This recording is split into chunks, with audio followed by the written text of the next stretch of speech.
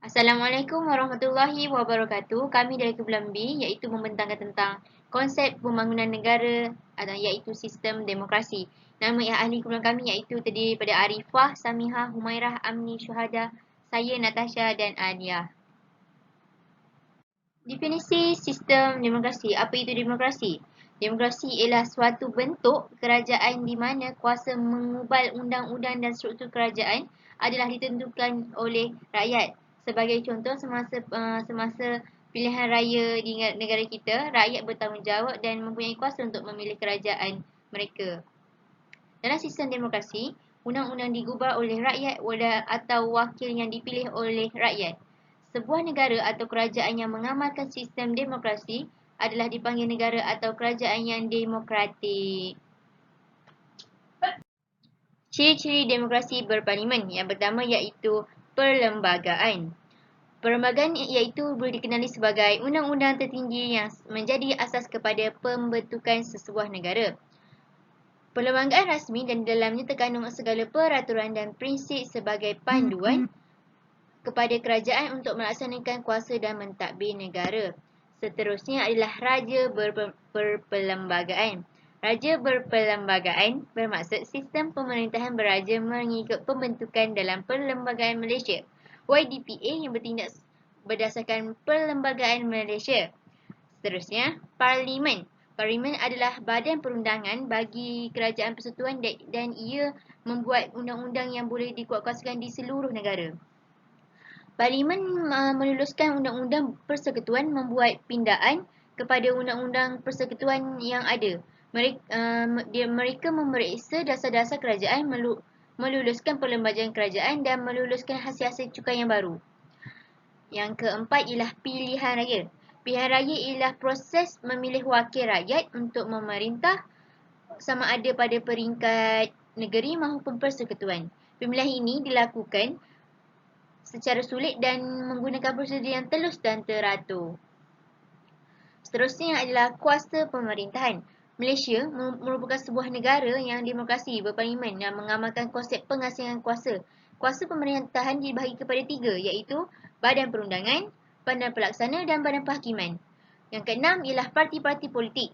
Parti-parti politik merujuk kepada sekumpulan yang mempunyai ideologi politik untuk mencapai matlamat bersama. Parti-parti politik ini berjuang untuk mendapatkan kuasa mereka. Yang terakhir adalah kebebasan asasi. Apa itu kebebasan asasi? Ialah terbahagi kepada dua bahagian, iaitu kebebasan mutlak dan kebebasan bersyarat. Kebebasan mutlak adalah kebebasan yang tidak bersyarat, manakala kebebasan bersyarat pula berlandaskan kepada peraturan tertentu. Assalamualaikum warahmatullahi wabarakatuh. Saya Humairah binti Rusdi. Saya akan meneruskan lagi perbincangan Natasha. Saya akan membuatkan anda lebih memahami apa itu ciri-ciri demokrasi berparlimen. Yang pertama ialah perlembagaan. Ia merupakan undang-undang tertinggi dan mempunyai dokumen rasmi yang mengandungi peraturan dan prinsip sebagai panduan kerajaan. Yang kedua ialah raja berperlembagaan. Ia merupakan sistem pemerintahan beraja mengikut peruntukan dalam Perlembagaan Malaysia Berparlimen. Yang ketiga ialah parlimen. Ia merupakan satu tempat untuk menggubal undang-undang. Terdiri daripada Yang di-Pertuan Agong, Dewan Negara dan Dewan Rakyat. Yang keempat ialah parti-parti politik. Parti-parti politik ini merupakan sekumpulan orang yang mempunyai ideologi politik untuk mencapai matlamat bersama. Seterusnya, saya Siti Samia binti Muhammad Mukri akan meneruskan pembentangan iaitu yang pertama ialah pilihan raya. Pilihan raya ini dijalankan oleh Suruhanjaya Pilihan Raya. Pilihan raya merupakan proses memilih wakil rakyat untuk memerintah sama ada pada peringkat negeri ataupun persekutuan. Pemilihan dilakukan secara sulit dengan menggunakan prosedur yang telus dan teratur. Pengiraan undi dibuat secara terbuka dan keputusannya akan direkodkan. Manakala calon yang bertanding yang mendapat undi terbanyak dikira menang melalui sistem majoriti yang mudah. Pilihan raya ini merupakan ciri-ciri penting sistem demokrasi berparlimen. Suruhanjaya Pilihan Raya adalah badan bebas tanpa tekanan dari pihak pemerintah ataupun pihak pembangkang. Keanggotaan SPR dilantik oleh Yang di-Pertuan Agong sendiri. SPR juga bertindak menentukan sempadan bahagian-bahagian pilihan raya, menjalankan pendaftaran dan mengendalikan pilihan raya sendiri. Pilihan raya umum diadakan 5 tahun sekali. Di samping itu, pilihan raya umum dilakukan untuk memilih ahli Dewan Rakyat dan ahli Dewan Undangan Negeri serentak di seluruh negara. Seterusnya, saya akan menerangkan tentang kebebasan hak asasi. Terdapat 3 iaitu hak berpersatuan, hak beragama dan hak memiliki harta. Yang pertama ialah hak berpersatuan. Kebebasan bercakap, berhimpun dan menubuhkan persatuan termasuk di dalam hak persatuan. Hak berpersatuan. Setiap warga negara bebas memberi pandangan, berhimpun secara aman dan menubuhkan persatuan. Tapi namun Parlimen boleh menyekat kebebasan ini demi keselamatan dan ketenteraman negara. Yang kedua ialah hak beragama, iaitu kebebasan untuk beragama. Tetapi agama Islam merupakan agama persekutuan. Setiap orang berhak menganuti dan mengamalkan agamanya sendiri. Setiap orang juga tidak boleh dipaksa membayar cukai khas untuk maksud agama.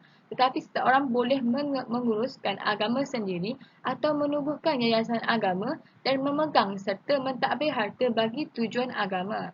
Namun, undang-undang negeri boleh menyekat perkembangan etikat atau kepercayaan antara penganut Islam. Seterusnya ialah hak memiliki harta, iaitu hak atas harta peribadi kita.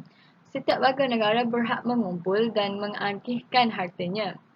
Pampasan harus diberi apabila harta seseorang perlu diambil alih atau melalui undang-undang. Namun, seseorang atau pesalah boleh dirujukkan hartanya mengikut peruntukan undang-undang.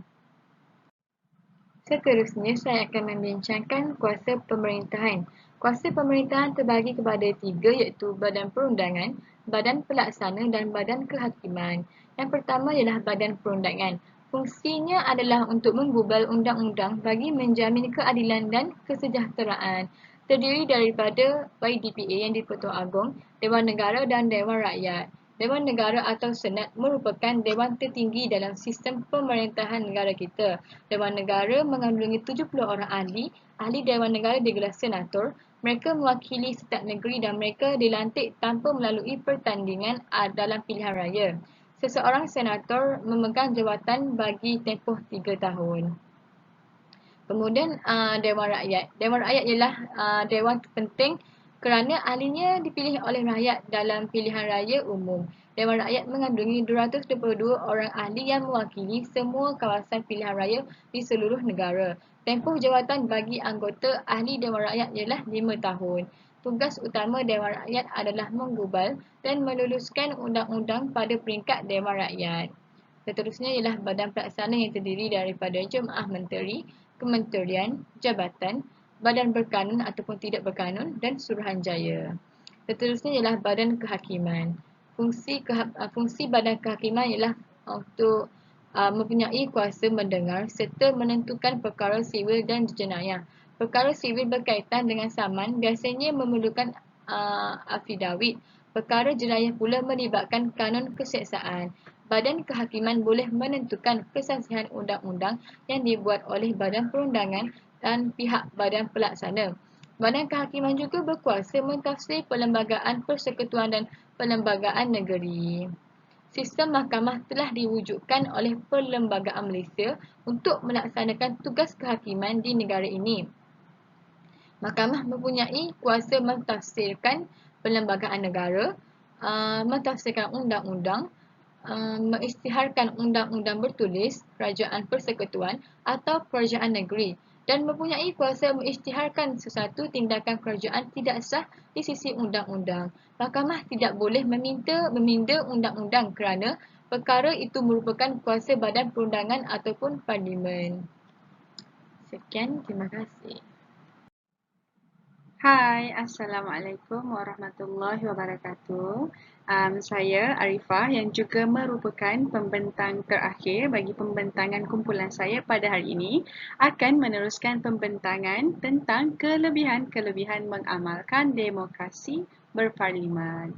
Antara kelebihan yang dapat dirasai ialah yang utamanya sebagai kita sebagai rakyat, iaitu saya dan anda semua sebagai seorang rakyat, ialah kita mempunyai kebebasan dari segi hak untuk bersuara.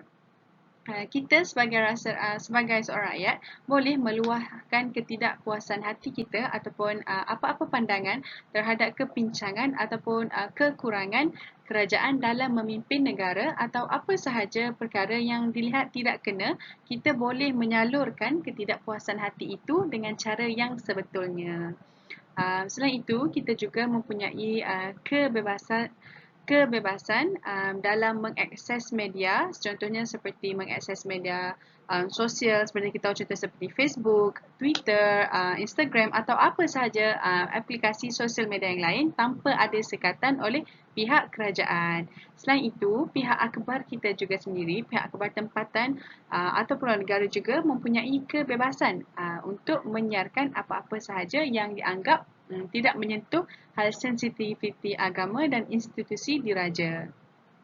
Selain itu, kita juga mempunyai kebebasan dalam berpersatuan. Maksudnya di sini ialah kita walaupun sebagai seorang rakyat, kita mempunyai kebebasan untuk menyokong mana-mana persatuan yang dirasakan betul atau mempunyai mendatangkan manfaat kepada kita, atau kita sendiri boleh menjadi ahli dalam persatuan itu, sama ada kita ingin menjadi pengerusi atau mengambil apa-apa bahagian dalam persatuan tersebut. Akhir sekali ialah yang paling utama di sini, kita sebagai seorang rakyat mempunyai hak untuk bersuara dan hak untuk memilih kerajaan yang bakal memimpin negara kita, iaitu negara Malaysia yang disayangi menerusi pilihan raya.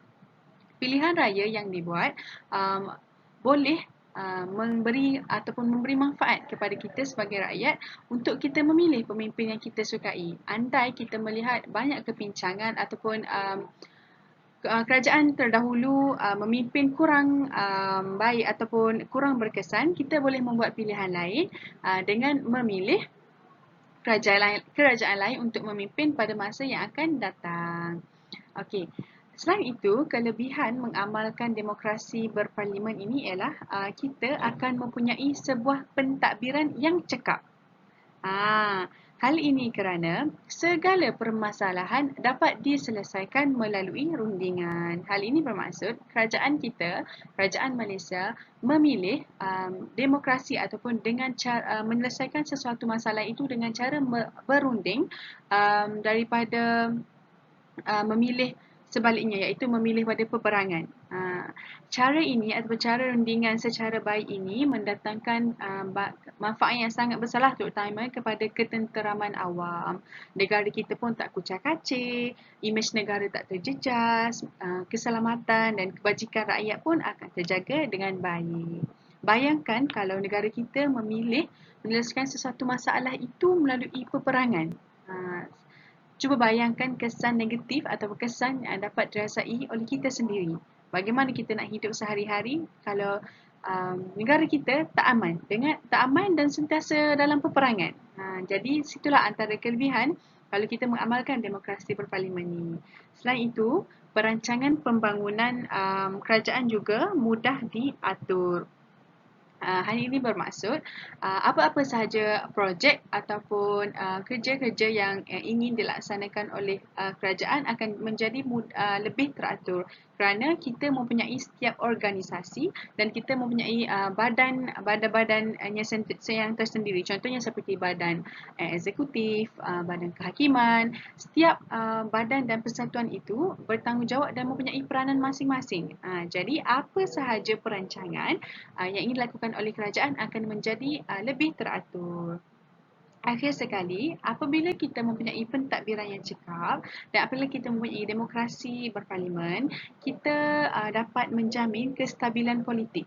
Hal ini kerana seperti yang saya terangkan tadi tentang kebebasan rakyat dalam memilih kerajaan, apabila kita memilih kerajaan melalui saluran yang betul, kerajaan ataupun sistem politik yang telah dipilih itu maksudnya terbentuk melalui satu saluran yang adil dan telus.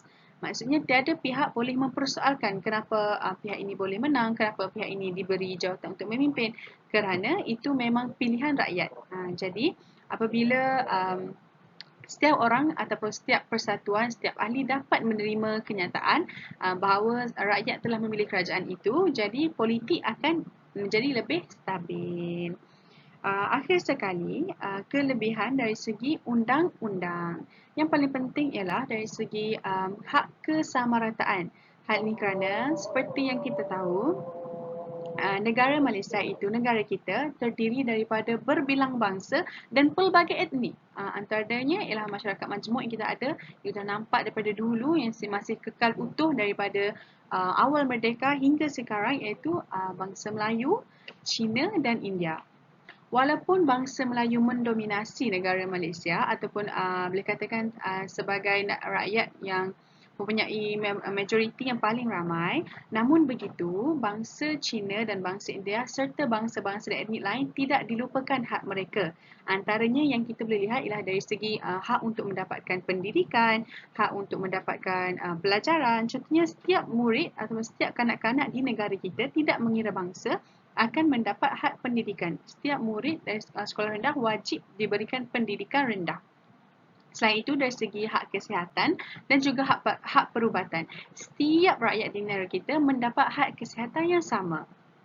Akhir sekali ialah prasyarat demokrasi ialah wujudnya aturan undang-undang. Hal ini bermaksud di sini ialah untuk mendapatkan sebuah demokrasi, untuk menjadi sebuah negara yang mengamalkan demokrasi ni ialah kita mestilah mempunyai aturan undang-undang. Ialah hidup kalau tak ada undang-undang ni pasti akan kucak-kacir. Maksudnya setiap orang ataupun setiap insan ini memang dididik dari kecil lagi untuk mematuhi undang-undang.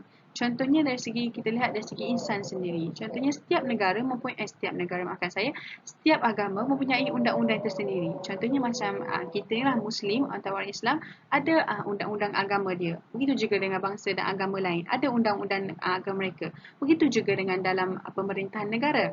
Kita mempunyai undang-undang yang telah ditetapkan dan perlu kita patuhi. Apabila kita mematuhi undang-undang itu, barulah proses demokrasi itu berjalan dengan lancar. Kerana setiap pihak itu mematuhi undang-undang. Contohnya, kalau kita mempunyai satu perasaan ketidakpuasan hati ni, kita boleh salurkan tapi dengan cara yang betul. Di situlah kita kena praktikkan ataupun kita kena patuhi undang-undang yang ditetapkan tu. Maksudnya, demokrasi itu prasyarat, maksudnya syarat untuk mendapatkan demokrasi itu ialah adanya aturan undang-undang. Bila ada aturan undang-undang, kita dapat demokrasi tapi dengan cara yang betul. Begitu. Itu antara 3 kelebihan kita mengamalkan demokrasi berparlimen. Seterusnya, mari kita lihat negara-negara yang mengamalkan sistem demokrasi berparlimen ini. Seperti kita tahu, yang paling utama ialah negara kita sendiri, iaitu negara Malaysia mengamalkan sistem demokrasi berparlimen.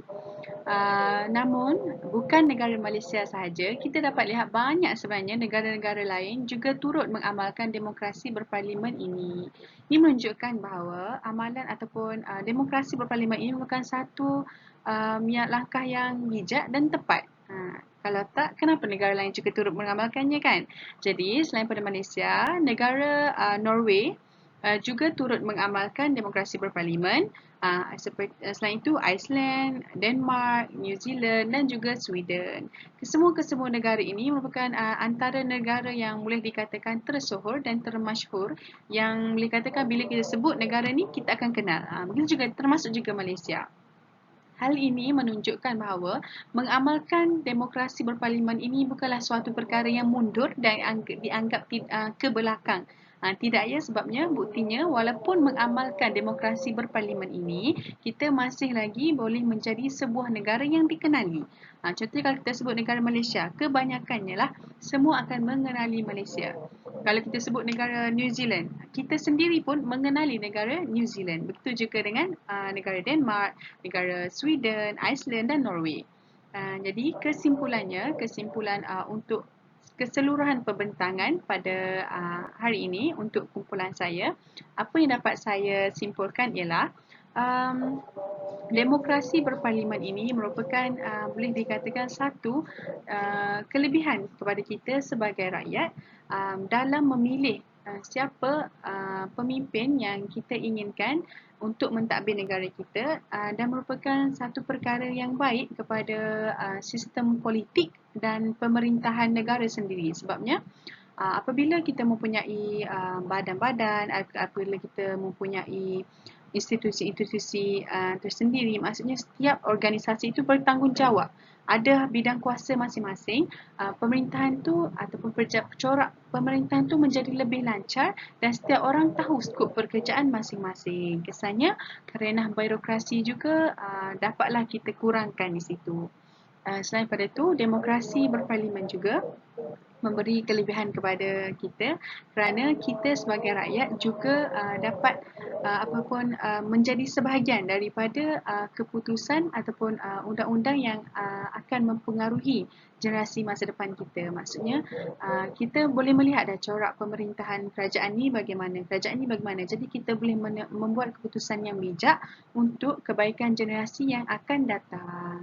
Jadi bagi pendapat saya dan apabila mengambil kira semua pendapat ahli kumpulan saya, kami bersetuju bahawa Malaysia mengamalkan demokrasi berparlimen ini merupakan satu langkah yang baik ataupun merupakan satu corak pemerintahan yang boleh dikatakan terbaik kerana setiap rakyat mempunyai kelebihan masing-masing dan corak perjalanan ataupun corak pemerintahan negara itu dapat berjalan dengan baik sebab kesannya memberi kesan kepada kedua-dua pihak. Negara mendapat kesan yang baik, rakyat juga mendapat manfaatnya. Jadi sekian saja pembentangan kami, kumpulan kami untuk topik ini. Jumpa lagi di masa yang akan datang, insya-Allah. Sekian, terima kasih. Assalamualaikum.